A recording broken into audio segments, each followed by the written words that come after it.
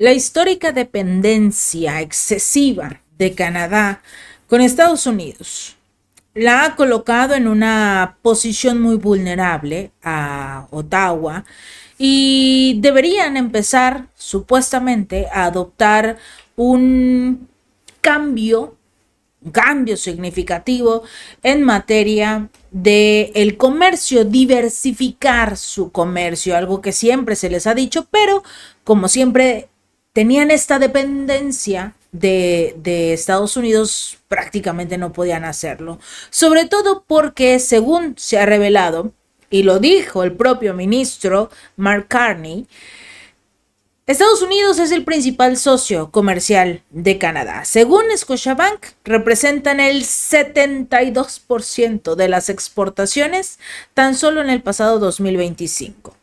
Pero las relaciones entre ambos países han empezado a deteriorarse notablemente, así que empezaron a buscar la manera de salirse del yugo de Estados Unidos. Dice Carney que Canadá jamás, nunca, jamás, de ninguna manera formará parte de los Estados Unidos. Jamás se convertirá en el Estado 51.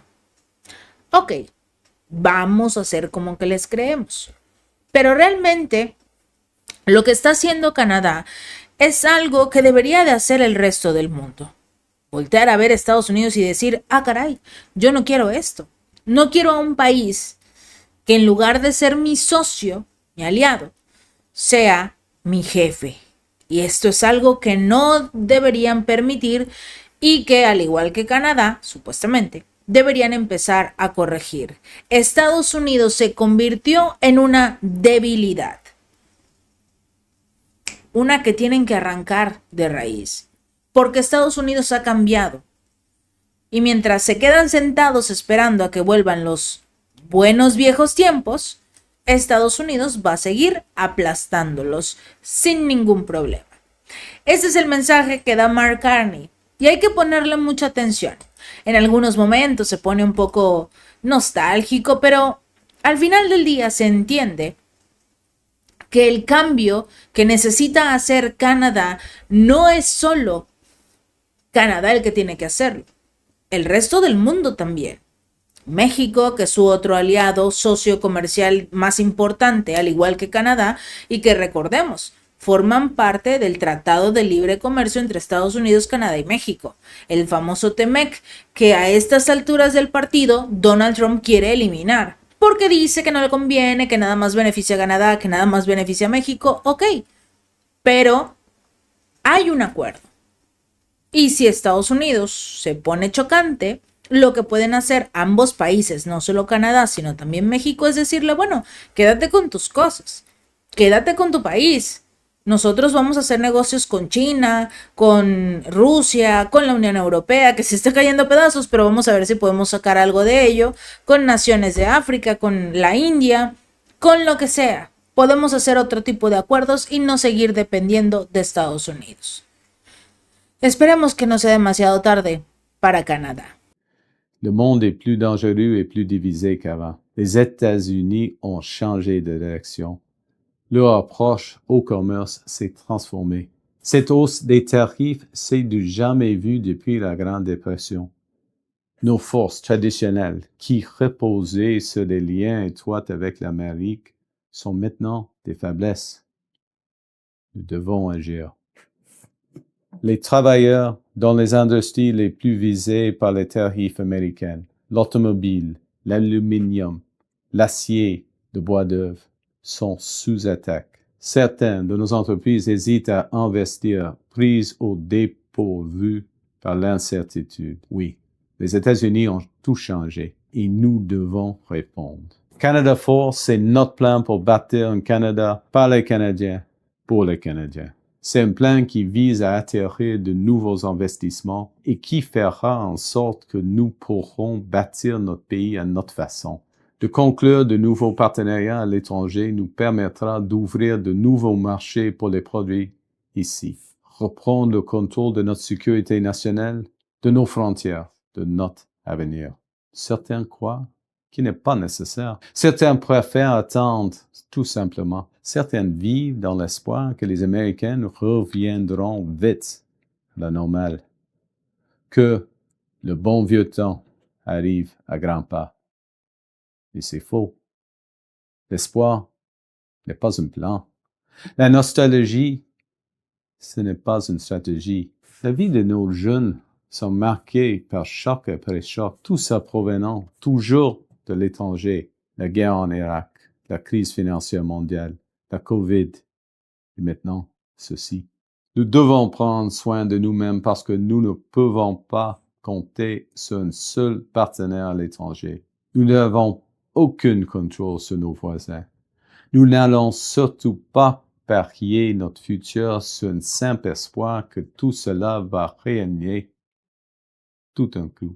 Mais nous pouvons contrôler ce que nous faisons ici chez nous. Nous allons bâtir une économie, un pays encore plus fort. Un pays qui résiste aux perturbations venant de l'étranger. Un pays qui sait créer de bons emplois. Un véritable leader dans ce nouveau monde. Un pays qui possède un vaste réseau d'alliés sur lesquels on peut compter. Voici notre plan pour un Canada fort. Celui que nous mettons en action. Un de nos objectifs les plus importants est de catalyser 1 000 milliards de dollars en investissement. Un autre est de créer une grande économie canadienne. Et ce faisant, nous allons rouvrir de nouveaux corridors commerciaux et énergétiques et doubler la taille de notre capacité en énergie propre. Oui, notre plan est ambitieux.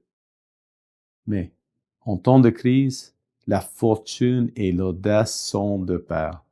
Pendant des décennies, le Canada a connu la paix et la liberté. Mais notre mode de vie et notre indépendance ne sont jamais garantis. De temps à autre, mon équipe et moi, nous avons commencé à apporter de grands changements à l'économie canadienne.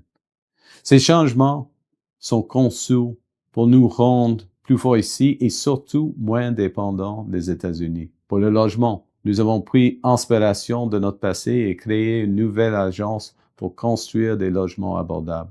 Nous transformons le secteur. La machine est en marche. Bien qu'il en reste encore beaucoup à faire, la situation s'améliore. Le loyer moyen à travers le Canada est à son plus bas depuis quasiment 3 ans. En matière d'énergie et d'infrastructure, nous éliminons les obstacles et lançons de grands projets ensemble. En matière de commerce, afin d'ouvrir de nouveaux marchés pour nos produits et de créer des emplois ici, nous développons des relations avec de nouveaux partenaires.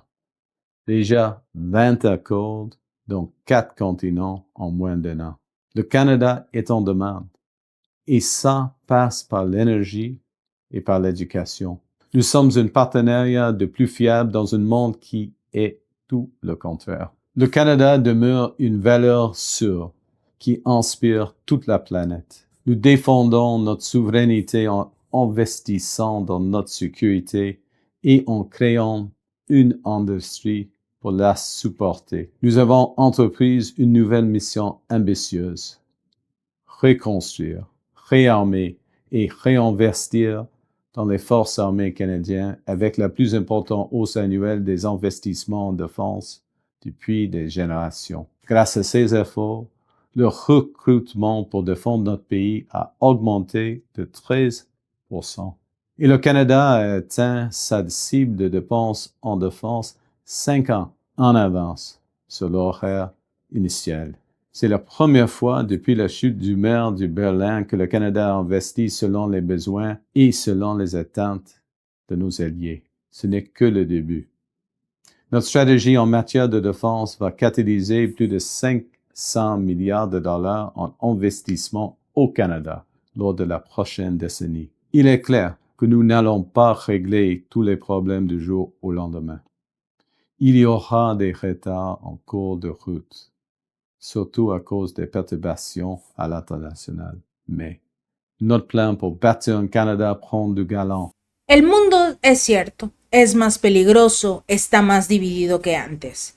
Pero tienes que tener en cuenta una cosa. Este mensaje de Mark Carney casualmente surge o lo da a conocer después de que visitó China, después de que ha hablado cada vez más con la Unión Europea. Incluso se rumoraba la posibilidad de que formara parte del bloque europeo. ¿Nos está dando una señal? ¿O le está enviando una señal a Estados Unidos para decirle, conmigo no cuentes, porque ya no somos socios? Si este video te gustó, no olvides darle like y compartir y suscribirte. Nos vemos la próxima.